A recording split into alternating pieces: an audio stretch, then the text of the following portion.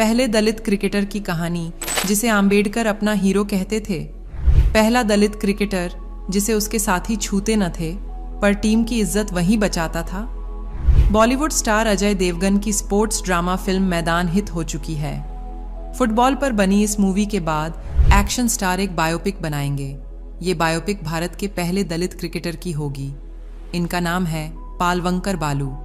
अजय देवगन और तिग्मांशु धूलिया इसे प्रोड्यूस कर रहे हैं। अब आप सोच रहे होंगे कि ये थे कौन, तो चलिए जानते हैं। स्वागत है आपका दी क्रांतिकारी पर। भारतीय टीम में एक खिलाड़ी ऐसा था जिसका इस दौरान खूब डंका बजा।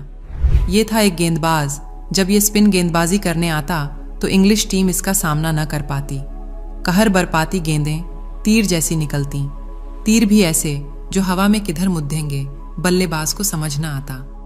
इस गेंदबाज ने उस पूरे दौरे पर अकेले 114 विकेट लिए, पूरा कहर बरपाकर रख दिया। लेकिन अकेला चना कैसे भात धफोदता, इसलिए टीम हार गई।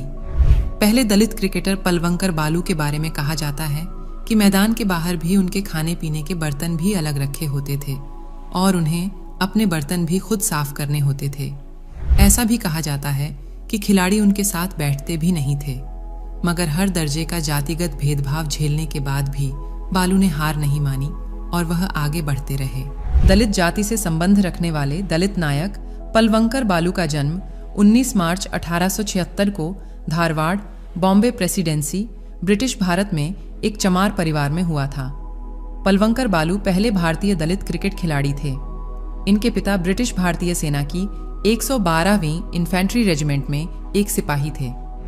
आज से कई साल पहले पालवंकर बालू क्रिकेट की दुनिया में इस तरह छा गए कि राजा और अमीर पारसी भी उनके साथ क्रिकेट खेलने के लिए मजबूर हो गए थे। क्रिकेट में पालवंकर बालू का कोई जवाब नहीं था।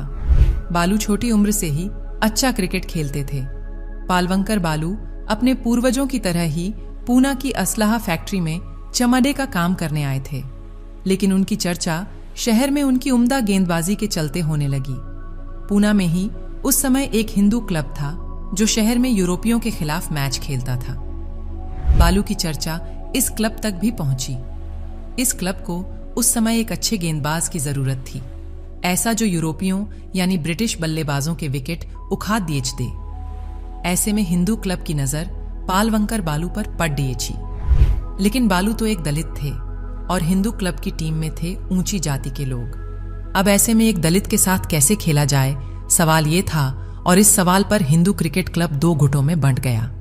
इतिहासकार रामचंद्र गुहा लिखते हैं, हिंदू क्लब के कुछ तेलुगु सदस्य बालू को टीम में शामिल करने के पक्ष में थे, जबकि कुछ स्थानीय मराठी भाषी ब्राह्मण इसके सख्त खिलाफ थे।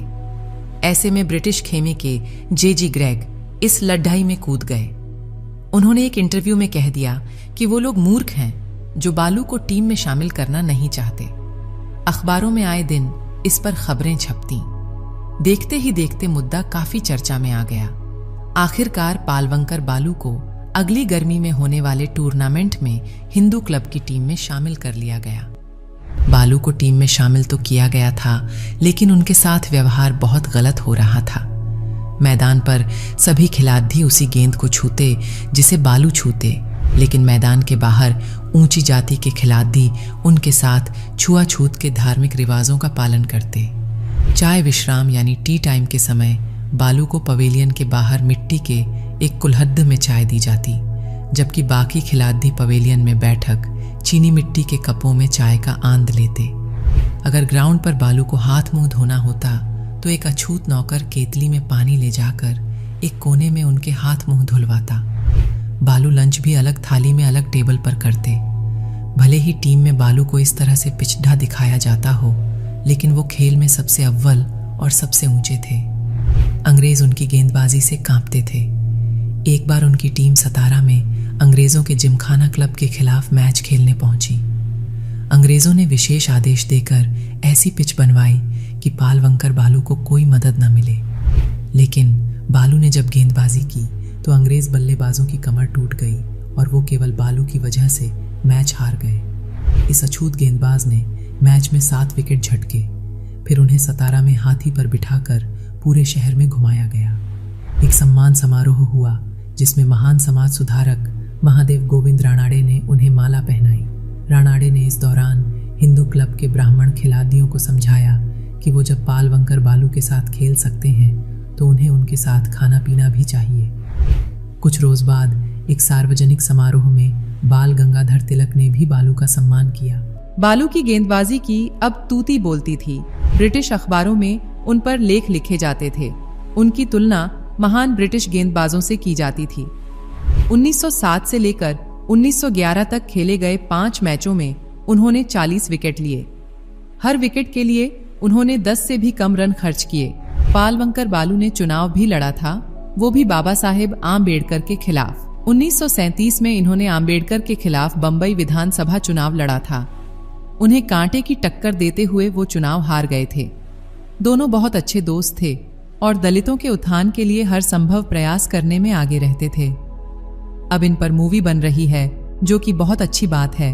ये फिल्म फेमस हिस्टोरियन और राइटर रामचंद्र गुहा की किताब ए कॉर्नर ऑफ फॉरेन फील्ड से प्रेरित होगी।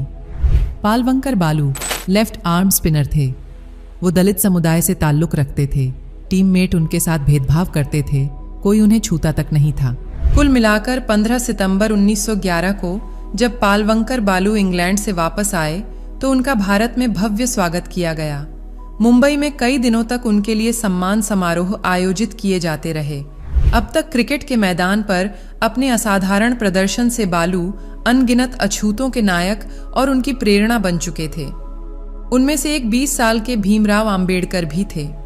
बताते हैं कि इंग्लैंड से लौटने पर एक सम्मान समारोह में पालवंकर बालू को जो सम्मान पत्र दिया गया उसके लेखक आम्बेडकर ही थे। उम्मीद है इस फिल्म में ये सारी चीजें दिखाई जाएंगी। बाकी ये वीडियो आपको कैसा लगा कमेंट में बताएं। जय हिंद।